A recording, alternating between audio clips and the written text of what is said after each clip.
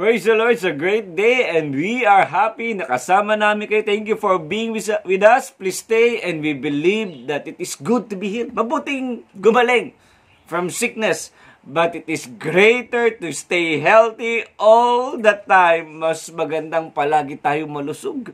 So we can live healthy and well by faith. It's by faith alone.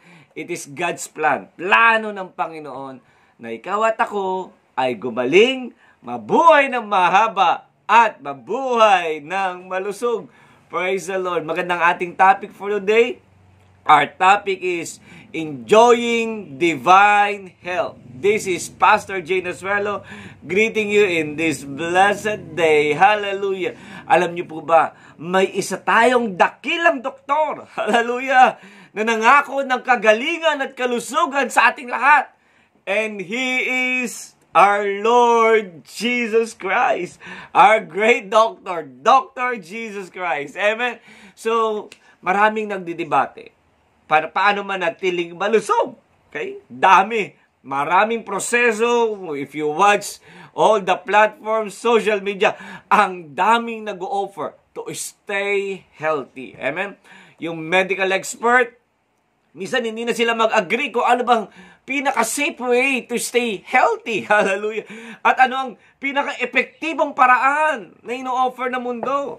Okay? Some endorse these things and some against din sila dahil may negative effect daw. But no matter who is right, amen, sino man tama sila, minsan, we appreciate the natural wisdom ng mga medical doctors natin. Amen?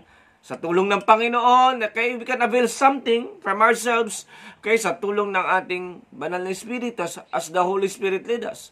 But with all these things, ito lang gusto kong sabihin, okay, saan ba tayo makatagpo ng tunay na kalusugan, tunay na safety, true safety, amen? At paano ba natin ma-achieve ang best health na dinidesire ng bawat isa? Despite doon sa lahat na nangyayari sa buhay natin ngayon, naniniwala ko, okay, we can still live in divine health. We could still enjoy yung healing, yung health from heaven.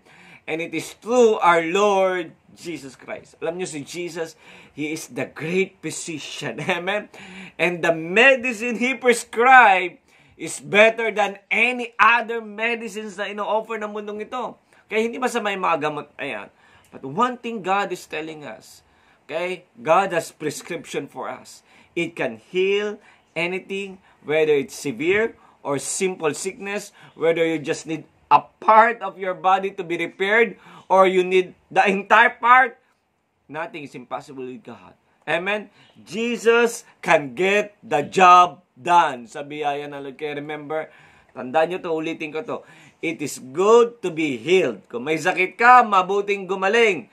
But it's much better to live healthy as long as you live. Yun ang ating goal. Manatili tayong malusog. Amen? Dumating man ang time na tawagin tayo ng Diyos sa langit. Malusog tayo. Hindi tayo matay sa sakit. Amen? Mabuhay tayo na malusog. Katulad na nangyari kay Moises, he lived the whole his life, okay? Fullness of his life, 120 years, hindi naglabo ang mata, hindi nawala ang lakas. Glory God. Kaya today, we will learn the principles, mga prinsipyo, in living in or enjoying our divine health. Amen? Prinsipyo paano makapamuhay, ma-enjoy ang kalusugan na hindi lang ang mundo nag-offer, kundi kalusugang ino-offer ng Diyos para sa atin. Let's open our scripture in Proverbs chapter 4, verse 20 and 24. Pansinin niyo itong napakagandang prescription ng ating Diyos. Kawikaan chapter 4 sa Tagalog, verse 20. Sabi dito, aking anak, salita ko ay pakinggan mong mabuti. Pakinig mo ay ikiling sa aking sinasabi. Huwag itong pabayaang mawala sa paningin. Sa puso mo'y iukit ng mabuti at malalim. Pagkat itong kaalaman ay daan ng buhay, nagbibigay ng kalusugan, kagalingan ng katawan. Grabe no? Kalusugan at kagalingan ng katawan. Ang puso mo'y ingatang mabuti at alagaan. Pagkat iyan ang siyang bukal ng buhay mong tinataglay. Verse 24, last verse. Ilayo mo ang iyong bibig ang salitang mahalay, ilayo ang labi sa kasinungalingan. Let's pray. Father God in heaven, today, samahan mo kami ng iyong Holy Spirit. At hayaan mo, Panginoon, maunawaan namin your prescription for divine health and long life sa pangalan ni Jesus. Hayaan mo matutunan namin, Panginoon, ang mga bagay na ito. And Lord, hayaan mong ang buhay namin, mabuhay ng mahaba at mabuhay ng malusog sa pangalan ni Jesus. Thank you, Lord. In Jesus' name we pray. Amen. Today we will learn the principles in enjoying the divine health that God has offered us. Grabe. So let's start. Kapakaganda. Number 1, remember this, that the Word of God is our medicine. God's Word is our medicine. That's number 1 principle in enjoying divine health. Hallelujah! Kaya, although man-made medicine, nakakatulong talaga yan, but it cannot surpass what God's Word will do. Remember niyo yan. Amen? Higit na mas mabisa ang salita ng Diyos. Because the Word is created by the Word. Take note of that. Kaya sabi sa Proverbs 4:20 and 22, "My child, pay attention to what I say. Listen carefully to my words." Take note of this word. "For they brings life to those who find them, and healing." Take note of that. Healing to their whole body. Kaya ang pinakamagandang gamot, the best and wonderful medicine is the Word of God. Walang limit. It has no limit. It cures all when taken with diligence. Take note, kung gusto kong guhitan yung diligence. Kasi minsan, maasa kayo ng kalusugan, kagalingan sa salita ng Panginoon, sa kapangyarihan ng Diyos. Pero minsan, kapatak pa ng ulan kung bago ka magbasa, magbulay ng salita ng Diyos. Kaya God's Word has no harmful side effect. Amen? Lahat benepisyo. Kaya you can take as much as you want. It will keep you healthy. Amen? Sa biyaya ng Panginoon, it will keep making you healthier each day. Kaya minsan kung papakinggan, Pastor, masyadong totoo. It's too good to be true. But that's how the Scripture describes. Hindi ako nagsabi niyan. Kaya sabi nun, the Word of God is health to your body. Oh, hindi ako nagsabi nun. The Word, it's God. Kaya yan ang prescription natin. If you are sick, stay in the Word. If you need healing, stay in the Word. Keep the Word in your eyes, in your heart. Amen. If you want to stay healthy, amen, maliban doon sa ginagawa mo, exercise ka, kumakain ng maayos, you need the Word of God. Amen. That's how the Scripture prescribe the effect of God's Word in our life and in our health. Amen. Napakahalaga yan. But for the Word of God to be effective, uulitin ko to, it must be taken continually. Araw-araw ka dapat nagbubulay ng salita ng Diyos. Sabi nga Joshua chapter 1, bulay-bulayin mo araw-gabi ang salita ng Diyos para ikaw ay magtagumpay. Kaya nga, you can expect it to work. Minsan sabi niya, Pastor, nagbabasa naman ako. Parang walang mangyari.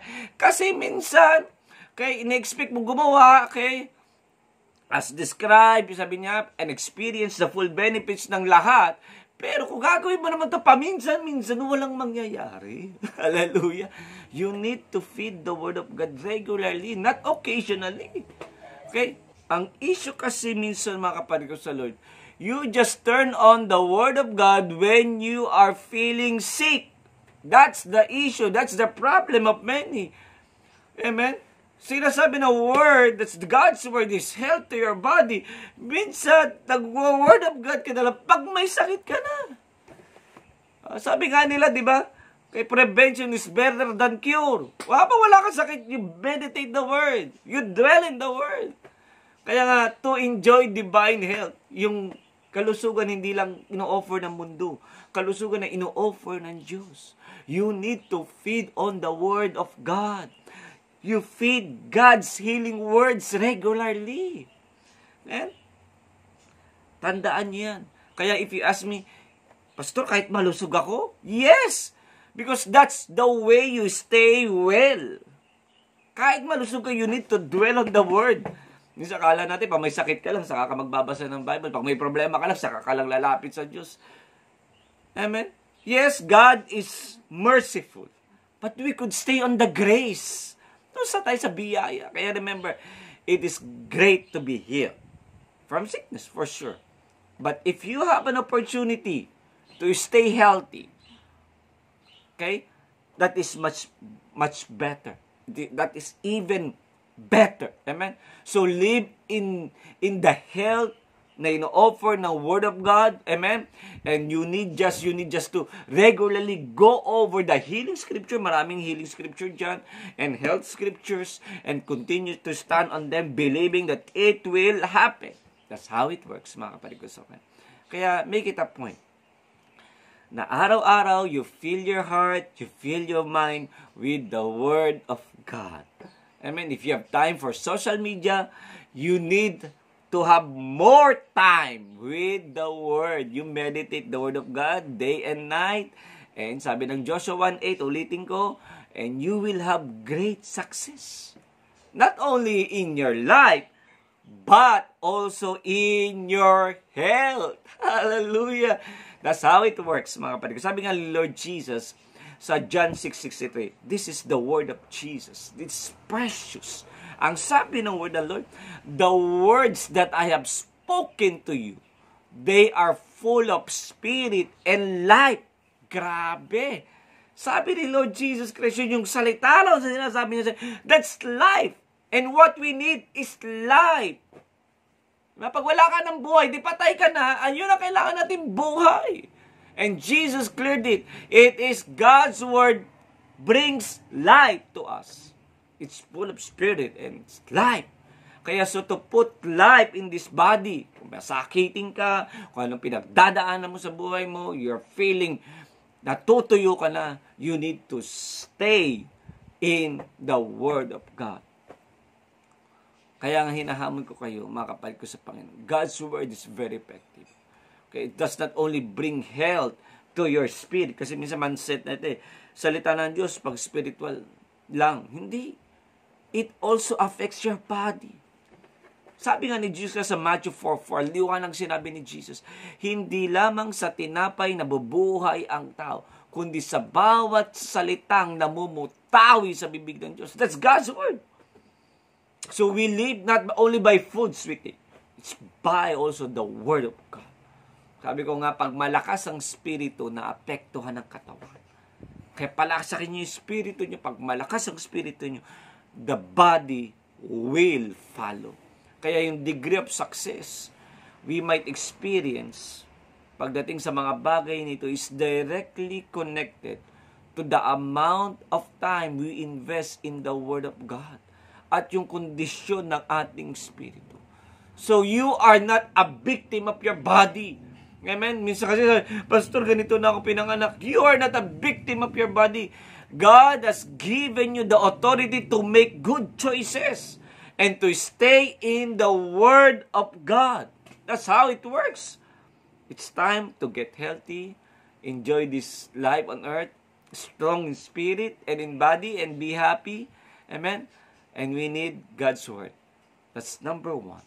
Amen? God's Word is our medicine. That's number one.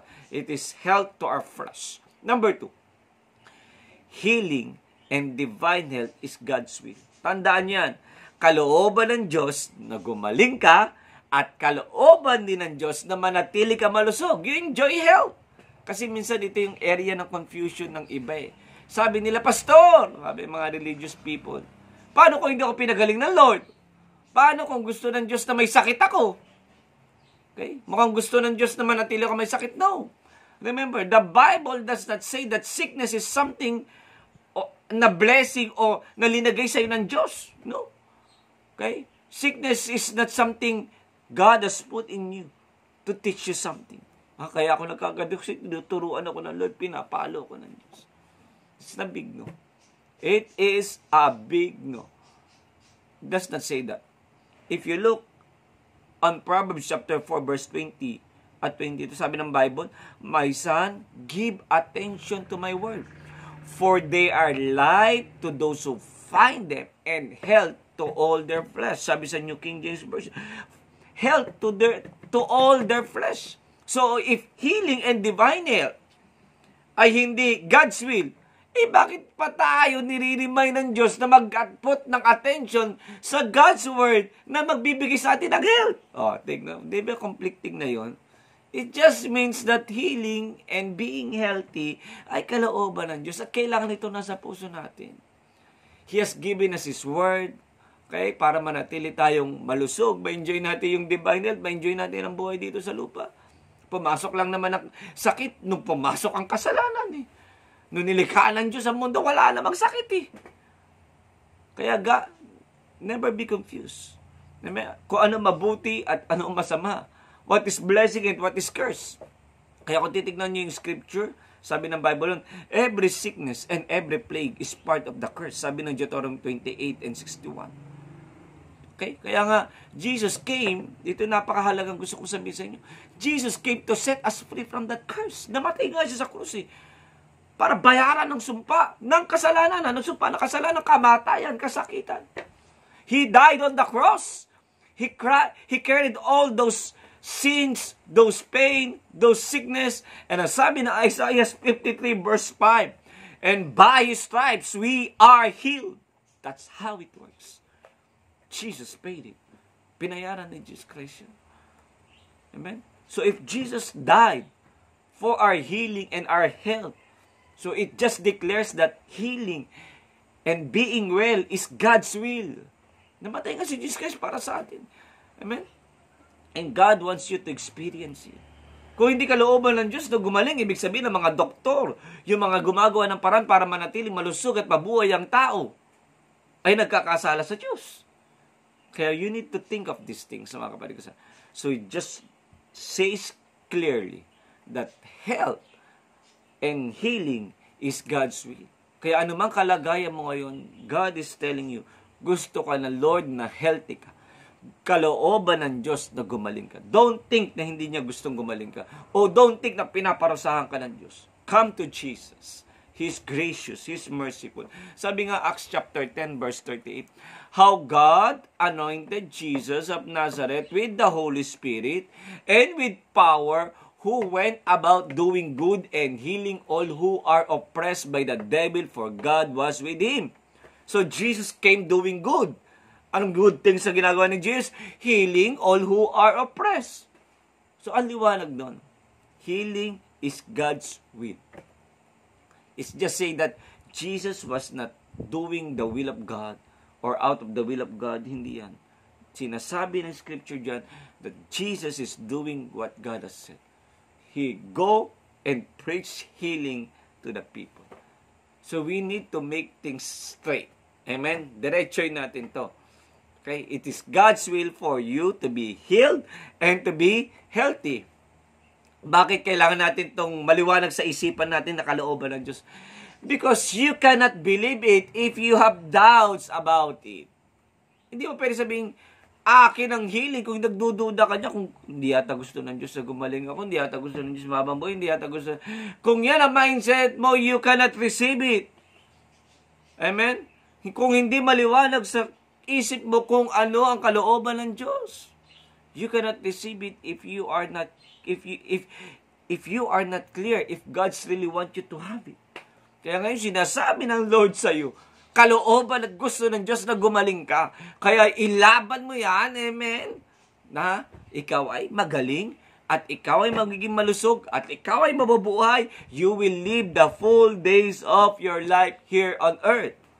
Psalms 145 verse 8 and 9. The Lord is gracious and full of compassion, slow to anger, and great in mercy. The Lord is good to all, and His tender mercies are over all His works. New King James Version. Kaya if you think you don't deserve, Pastor, hindi ko deserve, dami ko kasalanan sa Panginoon. Hindi ko deserve to be healed. Dami kong ginawa sa katawan ko. Hindi ko deserve to live the divine health. Remember this. Sabi nyo, remember that the Lord is gracious and full of compassion. That's our God. Dami man tayo sablay sa katawan natin. Amen? Sa Panginoon. But always remind yourself, God is full of compassion. He cannot show favor. He can show favor to the undeserving. Amen? And He's always eager to do good. Yan ang Diyos natin. He never gives up on you. You cannot never wear out His mercy. Why? Because God is good to all. Mabuti ang Diyos. Kaya remember, when it comes to healing and health and even salvation, amen, walang iniwan ng Diyos. Lahat pwedeng sumali. Kaya nga palagi, sabi ng Panginoon, if you will just believe, sabi ng Panginoon. Kaya nga, you can come to Jesus. You can come to God for healing. With confidence and expect that in His goodness, He will give it to you. Kaya ang common issue kasi minsan, while some fail to receive healing, is because they see God holding a stick. Kala nila palagi may pamalo ang Diyos at pinaparusahan sila sa kanilang mga failure. Minsan yung mindset natin. Yes, God is just. Okay? But always also remember, He is also good. Kaya nga, if you will just come to Him, sabi ng Scripture, if you will just come to Jesus, ask forgiveness, sabi ng Panginoon, He is faithful and just to forgive us from our sins and to cleanse us from our wickedness. All wickedness. Grabe, hindi lang kasalanan. Wickedness ang term ng Bible. 1 John chapter 1 verse 9. It includes sickness and poverty. Kaya nga, He enjoys doing good. God enjoys healing people. Giving health. Kaya maniwala tayo kalooban ng Diyos. Kaya if you look in the ministry of Jesus on earth, grabe. He always made it easy for people to receive their health and healing. Amen? When they came to Jesus for healing, hindi naman sila tinatanggihan ni Jesus eh. Jesus did whatever they said. They asked, they requested. Sabi nila, Lord, punta ka dito sa lugar na pagalingin mo aking. Pupunta si Jesus. Hindi niya sinabi, ayoko, pagod ako. Never! Because God is good. Kaya nga, health and divine health, healing and divine health is God's will. Because God is good and God is love. That's number 2. Amen? That's health and healing is God's will. Gusto na Lord, gumaling ka. Gusto na Lord, lumusog ka. And number 3 principle na napakahalaga. Una, God's word is medicine for us. Number 2, it's God's will for you to be healed and to be healthy. And number 3, declare your faith. I'm telling you, if you want to stay in divine health, amen, and receive the healing when you're sick, you need to watch what you say. Amen? Declare your faith. Because what you say is what you call in your life. And what you call in your life is what will happen. Yun ang sikreto noon. Kung anong tinatawag mo sa buhay mo, yan ang parating. Kaya mo sinasabi, magkakasakit ka, magkakaroon ako na. Kasi yung magulang ko may ganito, magkakaganito din ako. No! In Jesus' name, cancel that. Kung sila nagkaganon, ako malusog. Kung sila nagkaganyan, hindi didikit sa akin yan in Jesus' name. That's how we speak it. You declare your faith. Sabi ng Proverbs 4, verse 24, avoid all perverse talk. Stay away from corrupt speech. Okay, remember that. Amen? That faith speaks. Kung may pananampalataya ka, lalabas sa bibig mo yan. If you believe in healing, you need to speak about your healing. Remember that. Kung may naramdaman ka, you need to speak your healing. If you believe for divine health, if you want to enjoy the health God has offered, you need to talk about being healthy. Okay? Simple lang yun eh. Kung gusto mong bless ka na Lord, hindi mo pwedeng sabihin, miserable ang buhay mo. Keep on speaking, bless, I'm blessed. Amen? Kaya nga, katulad doon sa kwento doon sa isang story ng woman with an issue of blood. Okay? Yung inaagasan doon for 12 years. Kung susumin, sa panahon natin, may cancer ito. In Mark chapter 5. Pasin nyo, before he got his healing, paano siya gumaling?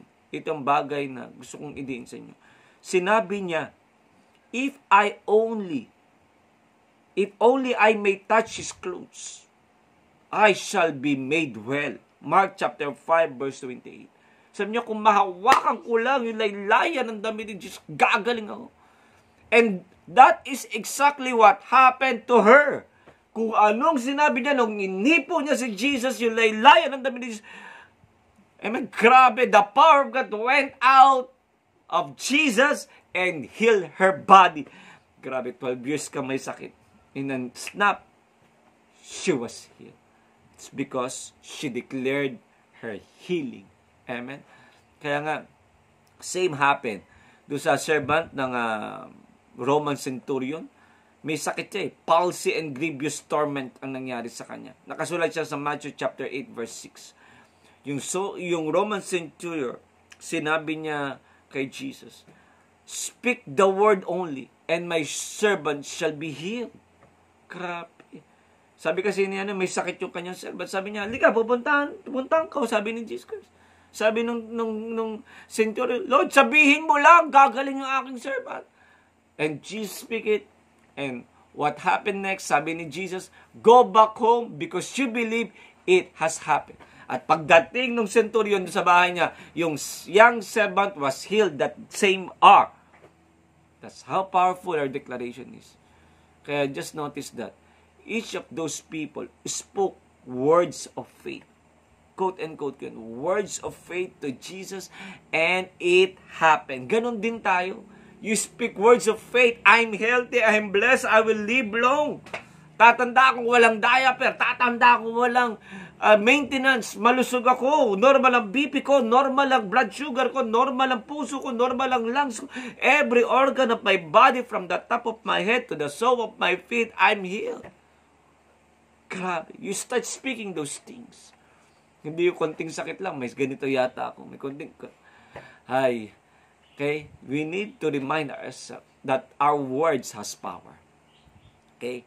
Itong mga taong ito, binasa ko siya, they did not just cry and talk to Jesus about their situation. Hindi lang silang miyak.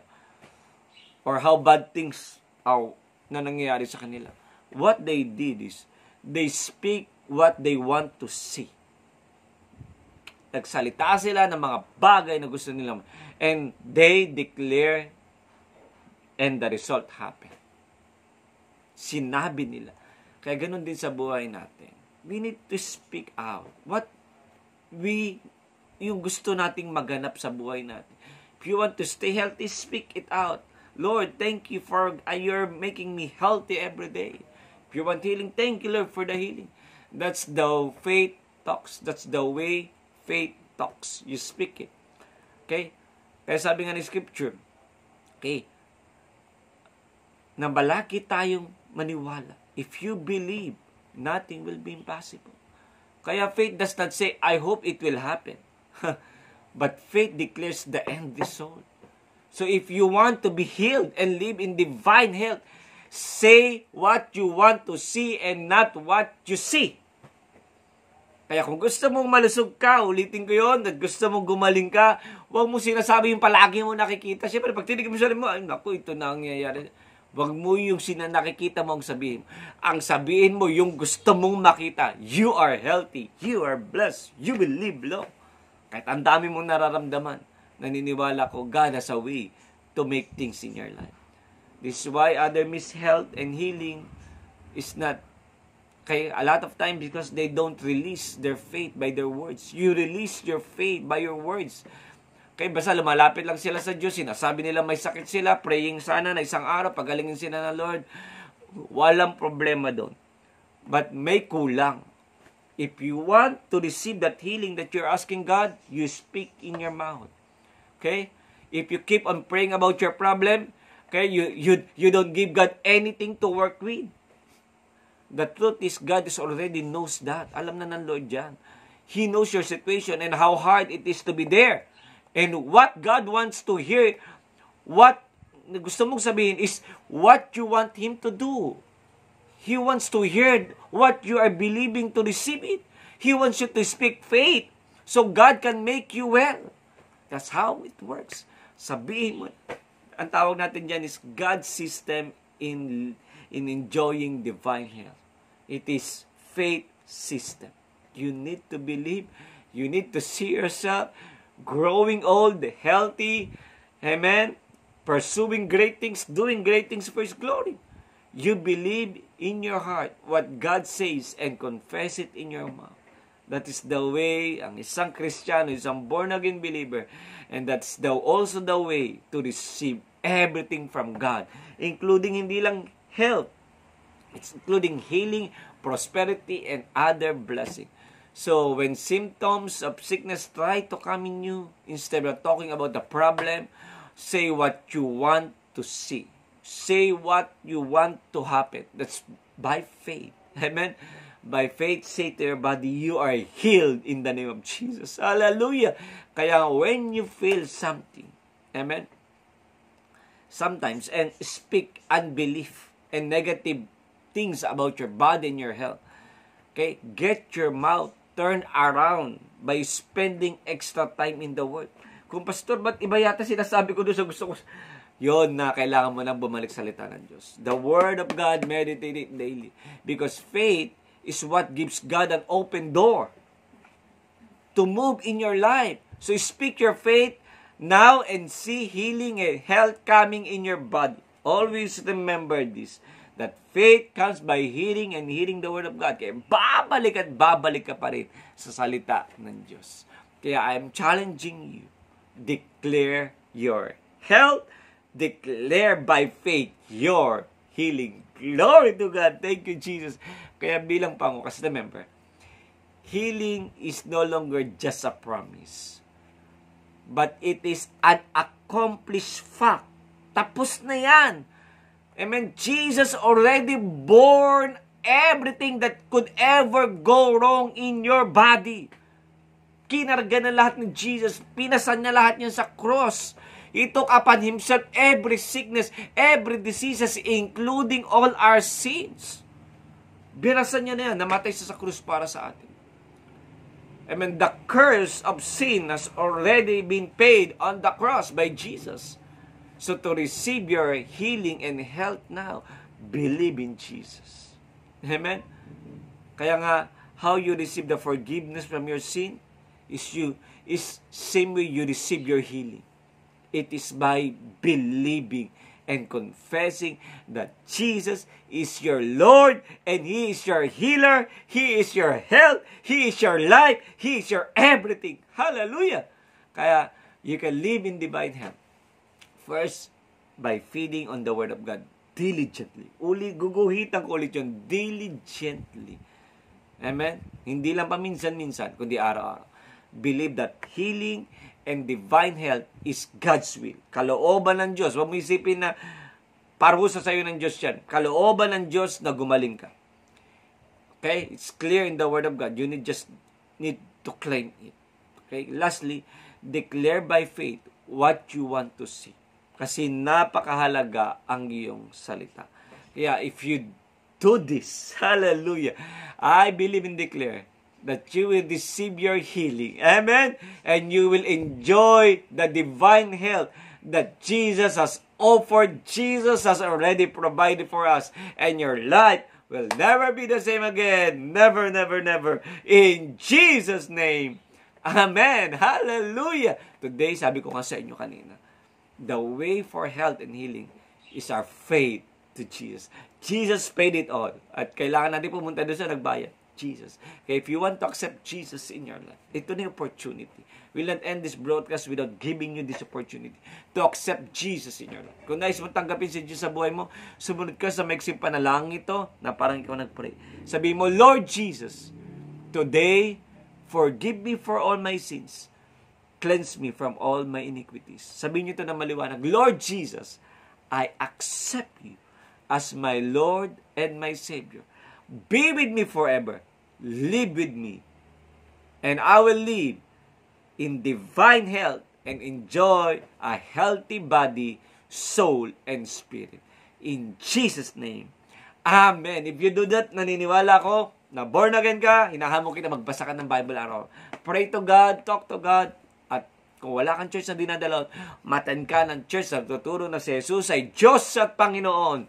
At naniwala ko, God will do great things in your life. Kung wala kang church, welcome ka sa Perfect Church. Just message us kung saan ang pinakamalapit na church. Ito, turo namin sa iyo. Glory to God.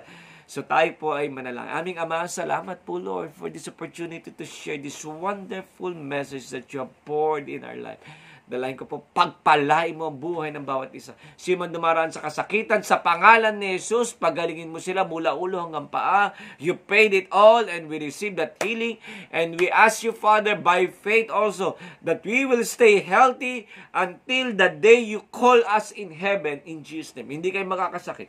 Hindi kayo ma-hospital. We will live and enjoy this life to the fullness. We will enjoy every blessing that you will pour on us. And we will live for your glory alone in Jesus' name. Kaya Lord, pagpalain mo lahat sila, lahat kami, at maranasan namin yung Espiritu Santo mo araw-araw, baguhin mo ang buhay namin. We will live in holiness and we will live in your grace every day. Thank you, Lord. We ask this in Jesus' name we pray. Amen. Praise the Lord. Thank you, Lord. And thank you for being with us. At sa'yo, I pray this message turn things out in your life. Hallelujah.